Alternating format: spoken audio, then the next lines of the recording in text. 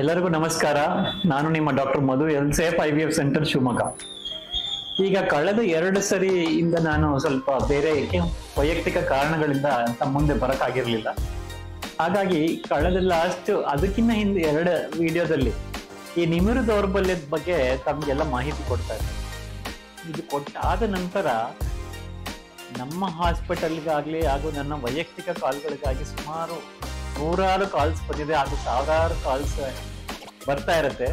ಹೇಗೆ ಸರ್ ಇದು ನನ್ನ ಡೆಫಿನೆಟ್ಲಿ ಹುಷಾರು ಮಾಡ್ಕೊಡ್ತೀರಿ ಅಂತ ಈ ಸಮಾಜದ ವಿವಿಧ ಗಣ್ಯ ವ್ಯಕ್ತಿಗಳಿಂದ ಕಾಲ್ಸ್ ಬಂದಿದೆ. ಬೇರೆ ಬೇರೆ ಕ್ಷೇತ್ರಗಳಲ್ಲಿರೋರು ಕಾಲ್ ಮಾಡಿದ್ದಾರೆ, ತುಂಬಾ ಬ್ಯುಸಿ ಇರೋಂಥ ಕಾಲ್ ಮಾಡಿದ್ದಾರೆ. ಇವರಿಗೆಲ್ಲ ಹೇಳೋದು ನಾನು ಒಂದೇ ಉತ್ತರ, ಒಂದ್ಸರಿ ಬಂದು ನಮ್ಮ ಹತ್ರ ತೋರಿಸಿ ಇವ್ಯಾಲ್ಯೂಯೇಷನ್ ಮಾಡಿಸ್ಕೊಳ್ಳಿ ಅಂತ. ಹಾಗಾಗಿ ಕೆಲವರು ಕೇಳಿದ್ರು ನನಗೆ, ಸರ್ ಈ ಇವ್ಯಾಲ್ಯೂಯೇಷನ್ ಅಂತಂದ್ರೆ ಏನ್ ಮಾಡ್ತೀರಿ ನಾವು ಬಂದಾಗ, ಅಲ್ಲಿಗೆ ಬಂದಾಗ ನಮ್ಗೆ ಎಷ್ಟು ಟೈಮ್ ಹಿಡಿಯುತ್ತೆ, ನಮ್ಗೆ ಎಷ್ಟು ಸಮಯ ಸ್ಪೆಂಡ್ ಮಾಡ್ಬೇಕಾಗತ್ತೆ ನಿಮ್ಮ ಹತ್ರ ಅಂತ. ಸೊ ನಮ್ಮ ಹತ್ರ ಬಂದಾಗ ಈ ನಿಮಿರು ದೌರ್ಬಲ್ಯ ಅಂತ ಬಂದಾಗ ಕೆಲವು ಬೇಸಿಕ್ ಕ್ವೆಶನ್ಸ್ ನ ಕೇಳ್ಬೇಕಾಗತ್ತೆ. ಅಂದ್ರೆ ಹಿಸ್ಟ್ರಿ ಟೇಕಿಂಗ್ ಅಂತ. ಏನ್ ಹಿಸ್ಟ್ರಿ ಟೇಕಿಂಗ್ ಅಲ್ಲಿ ಏನ್ ಕೇಳ್ತೀವಿ ಅಂತ ಅನ್ನೋದಾದ್ರೆ, ನಿಮಗೆ ಈಗ ಈ ದೌರ್ಬಲ್ಯ ಎಷ್ಟು ದಿನದಿಂದ ಇದೆ, ಸರಿ ಸುಮಾರು ಎಷ್ಟು ದಿನದಿಂದ ಇದೆ ಅಂತ ಕೇಳ್ತೀವಿ ಒಂದು. ಎರಡನೇದು ಏನಂದ್ರೆ ಅರ್ಲಿ ಮಾರ್ನಿಂಗ್ ಇರೆಕ್ಷನ್ಸ್ ಅಂತ ಕರೀತಾರೆ. ಅಂದ್ರೆ ಸರಿ ಸುಮಾರು ಬೆಳಗಿನ ಜಾವ 3 ಗಂಟೆ 4 ಗಂಟೆ ಸುಮಾರು ಅರ್ಲಿ ಮಾರ್ನಿಂಗ್ ಅಲ್ಲಿ ಕೆಲವರಿಗೆ ಇರೆಕ್ಷನ್ಸ್ ಆಗತ್ತೆ, ಉದ್ರೇಕಗೊಳ್ತಾ ಇರುತ್ತೆ, ಅವರ ಶಿಶ್ನ ಉದ್ರೇಕಗೊಳ್ತಿರುತ್ತೆ. ಈ ಅರ್ಲಿ ಮಾರ್ನಿಂಗ್ ಇರೆಕ್ಷನ್ಸ್ ಇದೆ ಅಂತ ಅನ್ನೋದಾದ್ರೆ ಅದು ಒಳ್ಳೆ ಸೂಚನೆ ಆಕ್ಚುಲಿ. ಯಾಕೆಂತಂದ್ರೆ ಅವರಿಗೆ ಪೂರ ಎರೆಕ್ಷನ್ಸ್ ಆಗ್ತಾನೆ ಇಲ್ಲ ಅಂತ ಏನಿಲ್ಲ, ಆಗ್ತಾ ಇರುತ್ತೆ, ಆದ್ರೆ ಕೆಲವು ಸಾಂದರ್ಭಿಕವಾಗಿ ಆಗ್ತಿರೋದಿಲ್ಲ ಅಂತ ಅರ್ಥ. ಹಾಗಾಗಿ ಎಷ್ಟು ದಿನದಿಂದ ನಿಮಗೆ ನಿಮಿರು ದೌರ್ಬಲ್ಯ ಇದೆ, ಎರಡನೇದು ಈ ಅರ್ಲಿ ಮಾರ್ನಿಂಗ್ ಇರೆಕ್ಷನ್ಸ್ ಇದೆಯಾ ಇಲ್ವಾ ಅಂತ ಒಂದು ಕೇಳ್ತೀವಿ. ಅದಾದ ನಂತರ ನಮಗೆ ಅತಿ ಪ್ರಾಮುಖ್ಯವಾಗಿ ಬೇಕಾಗಿರೋಂಥದ್ದು ಕೆಲವು ಪ್ರಶ್ನೆಗಳು ಅಂತಂದ್ರೆ, ನಿಮಗೆ ಬೇರೆ ಯಾವ್ದಾದ್ರು ಲೈಫ್ ಸ್ಟೈಲ್ ಡಿಸಾರ್ಡರ್ಸ್ ಕಾಡ್ತಾ ಇದೆಯಾ ಅಂತ. ಏನು ಲೈಫ್ ಸ್ಟೈಲ್ ಡಿಸಾರ್ಡರ್ಸ್ ಅಂತಂದ್ರೆ, ಒಂದು ಅಧಿಕ ರಕ್ತದ ಒತ್ತಡ ಅಂದ್ರೆ ಹೈಪರ್ ಟೆನ್ಷನ್ ಇರಬಹುದು, ಅಥವಾ ಡಯಾಬಿಟಿಸ್ ಇರಬಹುದು, ಅಂದ್ರೆ ಮಧುಮೇಹ ಸಕ್ಕರೆ ಕಾಯಿಲೆ ಇರಬಹುದು, ಅಥವಾ ಹೈಪರ್ ಕೊಲೆಸ್ಟ್ರಾಲಿನಿಯಾ ಇರಬಹುದು. ಇದನ್ನೆಲ್ಲ ನಾವು ನಿಮಗೆ ಪ್ರಶ್ನೆ ಮಾಡ್ತೀವಿ. ಅದಾದ ನಂತರ ನಿಮ್ಮ ಆಕ್ಟಿವಿಟೀಸ್ ಹೇಗೆ ಅಂತ, ಅಂದ್ರೆ ನೀವು ಎಷ್ಟೊತ್ತಿಗೆ ಮಲಗ್ತೀರಿ, ಎಷ್ಟೊತ್ತಿಗೆ ಎದಳ್ತೀರಿ ಅಂತ. ಯಾಕಂದ್ರೆ ಕ್ರಾನಿಕ್ ಸ್ಲೀಪ್ ಡಿಪ್ರೈವೇಶನ್ ಇದ್ರೂ ಕೂಡ ನಿಮಗೆ ನಿಮಿರು ದೌರ್ಬಲ್ಯ ಆಗೋಕ್ಕೆ ಚಾನ್ಸ್ ಇರುತ್ತೆ. ಯಾಕಂದ್ರೆ ಫಾರ್ ಎಕ್ಸಾಂಪಲ್ ಸುಮಾರು ಈ ಲೇಟ್ ನೈಟ್ ಎಲ್ಲ 1 ಗಂಟೆ 2 ಗಂಟೆ ತನಕ ಮಲಗ್ತಾರೆ. ಅದಾದ ನಂತರ 11:30 12 ಗಂಟೆ ಬೆಳಗ್ಗೆ ಏನು ಎಚ್ಚರ ಆಗೋದಿಲ್ಲ. ಹಾಗಾಗಿ ಈ ಸ್ಲೀಪ್ ಪ್ಯಾಟರ್ನ್ ವೇರಿಯೇಷನ್ ಆದಾಗ ಕೂಡ ಈ ಥರ ನಿಮಿರು ದೌರ್ಬಲ್ಯ ಆಗೋಕ್ಕೆ ಚಾನ್ಸ್ ಇರುತ್ತೆ. ಹಾಗಾಗಿ ನಿಮ್ಮ ಡೇ ಹೇಗೆ ಬಿಗಿನ್ ಆಗುತ್ತೆ ಅಂದ್ರೆ, ಹೇಗೆ ಸ್ಟಾರ್ಟ್ ಮಾಡ್ತೀರಿ, ಎಷ್ಟೊತ್ತಿಗೆ ಸ್ಟಾರ್ಟ್ ಮಾಡ್ತೀರಿ. ಎಲ್ಲರೂ ಬ್ರಾಹ್ಮಿ ಮುಹೂರ್ತಕ್ಕೆ ಎದ್ದೇಳಕ್ ಆಗೋದಿಲ್ಲ, ಆದ್ರೆ ಬೆಳಿಗ್ಗೆ ಎದ್ದು ನೀವೇನಾದ್ರೂ ಎಕ್ಸರ್ಸೈಸ್ ಮಾಡ್ತಿರೋ, ಅಥವಾ ಬೇರೆ ಏನು ದೈನಂದಿನ ಯೋಗ ಮಾಡ್ತಿರೋ, ಪ್ರಾಣಾಯಾಮ ಮಾಡ್ತಿರೋ, ಜಾಗ್ ಮಾಡ್ತಿರೋ, ಇದನ್ನೆಲ್ಲ ತಮ್ಮಿಂದ ಮಾಹಿತಿ ಬೇಕಾಗತ್ತೆ. ಅದಾದ ನಂತರ ಇಂಪಾರ್ಟೆಂಟ್ ಡ್ರಗ್ಸ್ ಅದರಲ್ಲಿ ರಿಕ್ರಿಯೇಷನಲ್ ಡ್ರಗ್ಸ್ ಇರಬಹುದು. ರಿಕ್ರಿಯೇಷನಲ್ ಡ್ರಗ್ಸ್ ಅಂದ್ರೆ ನೀವು ಆಲ್ಕೋಹಾಲ್ ಇರಬಹುದು, ಸ್ಮೋಕಿಂಗ್ ಇರಬಹುದು, ಅಥವಾ ಗಾಂಜಾ, ಹಶೀಶ್, ಕ್ಯಾನಬಿಸ್, ಈ ಥರ ಎಲ್ಲ ಡ್ರಗ್ಸ್ ಹಿಸ್ಟ್ರಿ ಬೇಕಾಗತ್ತೆ. ಅದಾದ ನಂತರ ನಿಮಗೆ ಕ್ರಾನಿಕ್ ಲೈಫ್ ಸ್ಟೈಲ್ ಡಿಸೀಸಿಗೆ ತಗೊಳ್ಳೋಂಥ ಬಹುತೇಕ ಅಂದ್ರೆ ಅಧಿಕ ರಕ್ತದೊತ್ತಡಕ್ಕೆ ತಗೊಳ್ಳೋಂಥ ಆಂಟಿ ಹೈಪರ್ಟೆನ್ಸಿವ್ ಬೀಟಾ ಬ್ಲಾಕರ್ಸ್ ಅಂತ ಏನ್ ಹೇಳ್ತೀವಿ, ಅದು ಕೂಡ ನಿಮಿರು ದೌರ್ಬಲ್ಯ ಕಾಸ್ ಮಾಡುತ್ತೆ.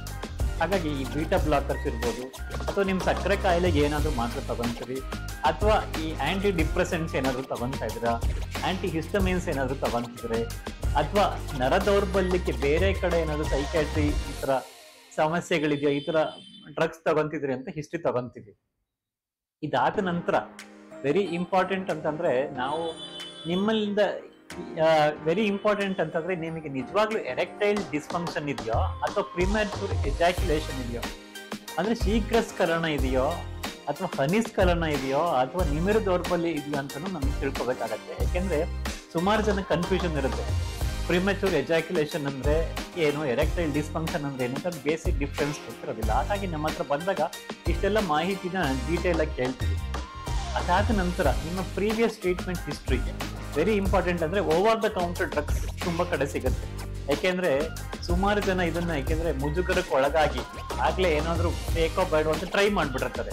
ಈ ಅಂಗಡಿಗೆ ಹೋಗೋದು, ಮೆಡಿಕಲ್ ಸ್ಟೋರ್ ಅಲ್ಲಿ ಅದು ಓವರ್ ದ ಕೌಂಟರ್ ಡ್ರಗ್ಸ್ ಅಂತಂದ್ರೆ ವಿತೌಟ್ ಪ್ರಿಸ್ಕ್ರಿಪ್ಷನ್ ಇಲ್ದಲ್ಲೇ ತಗೊಳ್ಳೋಂಥ ಡ್ರಗ್ಸ್ ತಗೊಂಡ್ಬಿಟ್ಟಿರ್ತಾರೆ. ಹಾಗಾಗಿ ನೀವೇನಾದ್ರೂ ಈ ತರ over the counter drugs use ಮಾಡ್ತಾ ಇದ್ದೀರಾ ಅಂತೆಲ್ಲ ನಮಗೆ ಹಿಸ್ಟ್ರಿ ಮಾಹಿತಿ ಕೊಡ್ಬೇಕಾಗತ್ತೆ. ಅದಾದ ನಂತರ ನಾವು ಇದು ಹಿಸ್ಟ್ರಿ ತಗೊಂಡಾದ್ಮೇಲೆ ಏನ್ ಮಾಡ್ತೀವಿ ಅಂದ್ರೆ ಕ್ಲಿನಿಕಲ್ ಎಕ್ಸಾಮಿನೇಷನ್ ಮಾಡ್ತೀವಿ. ಏನ್ ಕ್ಲಿನಿಕಲ್ ಎಕ್ಸಾಮಿನೇಷನ್ ಮಾಡ್ತೀವಿ ಅಂದ್ರೆ ನಿಮ್ಮ ಶಿಶ್ನದಲ್ಲಿ ಏನಾದ್ರೂ ಊತ ಇದೆಯಾ, ಉರಿ ಇದೆಯಾ, ಅಥವಾ ನಿಮ್ಮ ಕೆರೆತದಿಂದ ಗಾಯ ಆಗಿದೆಯಾ, ಉರಿ ಊತ ಇದೆಯಾ, ಅದಂದ್ರೆ ಕ್ರಾನಿಕ್ ಪಿಐಡ್ ಪೆಲ್ವಿಕ್ ಇನ್ಫ್ಲಮೇಟರಿ ಡಿಸೀಸ್ ಅಂತ ಕರೀತಾರೆ, ಅಥವಾ ಸೆಕ್ಸುವಲಿ ಟ್ರಾನ್ಸ್ಮಿಟೆಡ್ ಡಿಸೀಸ್ ಅಂತ ಕರಿತೀವಿ. ಏನ್ ಕರಿತೀವಿ ಅದೇನಾದ್ರೂ ಆ ಥರ ಸೂಚನೆಗಳಿದೆಯಾ ಅಂತ ಒಂದು ಪರೀಕ್ಷೆ ಮಾಡಬೇಕಾಗತ್ತೆ. ಅನಂತರ ದಿನನಿತ್ಯ ಎಲ್ಲ ಡಾಕ್ಟರ್ಗಳು ಮಾಡೋಂಗೆ ನಾವು ಪಲ್ಸ್ ನೋಡ್ತೀವಿ, ಬ್ಲಡ್ ಪ್ರೆಷರ್ ಚೆಕ್ ಮಾಡ್ತೀವಿ, ನಿಮ್ಮ ಬಾಡಿ ಮಾಸ್ ಇಂಡೆಕ್ಸ್ ಅಂತಂದ್ರೆ ನಿಮ್ಮ ದೇಹ ಹೇಗಿದೆ, ಅದಕ್ಕೆ ಬಜ್ಜು ಇದೆಯಾ, ಇದೆಲ್ಲ ಪರೀಕ್ಷೆ ಮಾಡ್ತೀವಿ. ಅದಾದ ನಂತರ ಈ ಲೋಕಲ್ ಎಕ್ಸಾಮಿನೇಷನ್ ಆದಮೇಲೆ ಬ್ಲಡ್ ಟೆಸ್ಟ್ ಮಾಡ್ತೀವಿ. ಬ್ಲಡ್ ಟೆಸ್ಟ್ ಮಾಡೋದಕ್ಕೆ ಏನು, ಒಂದು ಕಂಪ್ಲೀಟ್ ಬ್ಲಡ್ ಕೌಂಟ್ಸ್ ಇರ್ಬೋದು, ಏನಾದ್ರು ಇನ್ಫೆಕ್ಷನ್ ಇದೆಯಾ, STDs ಇದೆಯಾ ಅಂತ ನೋಡೋಕೆ ಒಂದು. ಅದಾದ್ಮೇಲೆ ನಿಮ್ಮ ಶುಗರ್ ಲೆವೆಲ್ಸ್ ನೋಡ್ತೀವಿ. ಇದಕ್ಕೆ ಪರ್ಟೇನಿಂಗ್ ಟು ಈ ನಿಮಿರು ದೌರ್ಬಲ್ಯಕ್ಕಾಗಿ ವಿಶೇಷವಾಗಿರೋಂಥದ್ದು ಒಂದು ಪರೀಕ್ಷೆ ಪೀನೈಲ್ ಡಾಪ್ಲರ್ ಸ್ಟಡೀಸ್ ಅಂತ ಮಾಡ್ತೀವಿ. ಏನಿದು ಪೀನೈಲ್ ಡಾಪ್ಲರ್ ಸ್ಟಡೀಸ್ ಅಂತಂದ್ರೆ ನಿಮ್ಮ ನಿಗ್ರು ಸಾಮರ್ಥ್ಯ ಎಷ್ಟಿದೆ ಅಂತ ತಿಳ್ಕೊಳಕ್ಕೋಸ್ಕರ ಇದು ಪೀನೈಲ್ ಡಾಪ್ಲರ್ ಸ್ಟಡೀಸ್ ಅಂತ ಮಾಡ್ತೀವಿ. ಐ ಥಿಂಕ್ ಇದು ಮೋರ್ ದೆನ್ ಅರೌಂಡ್ ಒಂದು 20 to 30 ನಿಮಿಷದೊಳಗೆ ಆಗೋಂಥ ಒಂದು ಟೆಸ್ಟ್ಗಳು. ಏನು ಇದರಲ್ಲಿ 3 ಥರ ಇಂಟರ್ಪ್ರಿಟ್ ಮಾಡ್ಬೋದು. ಒಂದು ನಾರ್ಮಲ್ ಆಗಿದೆ ಅಂತ ಅನ್ನೋದಾದ್ರೆ ಅದರಲ್ಲಿ ಪೀಕ್ ಸಿಸ್ಟಾಲಿಕ್ ವೆಲಾಸಿಟಿ, ನೀವು ಯಾರಾದ್ರೂ ಇದುವರೆಗೂ ಮಾಡಿಸ್ಕೊಂಡಿದ್ರೆ ನಿಮ್ಮ ರಿಪೋರ್ಟ್ಸ್ಗಳನ್ನ ಚೆಕ್ ಮಾಡ್ಕೊಳ್ಳಿ. ಅದರಲ್ಲಿ ಪೀಕ್ ಸಿಸ್ಟಾಲಿಕ್ ವೆಲಾಸಿಟಿ ಅಂತ ಇರುತ್ತೆ. ಪೀಕ್ ಸಿಸ್ಟಾಲಿಕ್ ವೆಲಾಸಿಟಿ ಅನ್ನೋದು 30 cm/s ಜಾಸ್ತಿ ಇತ್ತು ಅನ್ನೋದಾದ್ರೆ ನಿಮಗೆ ಆರ್ಟೀರಿಯಲ್ ಇನ್ಸಫಿಷಿಯನ್ಸಿ ಇಲ್ಲ ಅಂತ ಅರ್ಥ. ಎರಡನೇದು end diastolic velocity. End diastolic velocity ಅಂತ ಇರುತ್ತೆ, ಅದು ಮೋರ್ ದೆನ್ 5 cm/s ಇತ್ತು ಅನ್ನೋದಾದ್ರೆ ನಿಮಗೆ ಯಾವುದು ವೀನಸ್ ಲೀಕೇಜ್ ಇಲ್ಲ ಅಂತ ಅರ್ಥ. ಸೊ ಎರಡೇ ಅತಿ ಇಂಪಾರ್ಟೆಂಟ್ ಆಗಿ ಬೇಕಾಗಿರೋದು. ಒಂದು ಪೀನೈಲ್ ಡಾಪ್ಲರ್ ಸ್ಟಡೀಸ್ ಅಲ್ಲಿ PSV ಅಂತ ಒಂದು ಪೀಕ್ ಸಿಸ್ಟಾಲಿಕ್ ವೆಲಾಸಿಟಿ, ಅದು ಆಲ್ಟ್ರೀಸ್ ಬಗ್ಗೆ ತಿಳಿಸ್ಕೊಡುತ್ತೆ. ಇನ್ನೊಂದು ಎಂಡ್ ಡಯಾಸ್ಟಾಲಿಕ್ ವಾಲ್ಯೂಮ್, ಅದು ನಿಮ್ಮ ವೀನಸ್ ಲೀಕೇಜ್ ಬಗ್ಗೆ ತಿಳಿಸ್ಕೊಡುತ್ತೆ. ಇದು ಎರಡು ನಾರ್ಮಲ್ ಆಗಿದ್ದಾದ್ರೆ ನಾವು ಮುಂದೆ ನಿಮಗೆ ಟ್ರೀಟ್ಮೆಂಟ್ ಸ್ಟಾರ್ಟ್ ಮಾಡಬಹುದು. ಹಾಗಾಗಿ ಈ ಎಲ್ಲ ಪ್ರಕ್ರಿಯೆಗಳಿಗೆ ಸರಿಸುಮಾರು ನಿಮಗೆ ಅಂದಾಜು ಒಂದು 3 to 4 hours ಅಲ್ಲಿ ಎಲ್ಲ ಮುಗ್ದೋಗುವಂತ ಒಂದು ಪ್ರಕ್ರಿಯೆ. ಹಾಗಾಗಿ ದಯವಿಟ್ಟು ನಮ್ಮ ಹತ್ರ ಬನ್ನಿ, ಮುಜುಗರ ಬೇಡ, ಖಂಡಿತ ಇದಕ್ಕೊಂದು ಪರಿಹಾರ ಕೊಡೋಣ. ಎಲ್ಲರಿಗೂ ನಮಸ್ಕಾರಗಳು.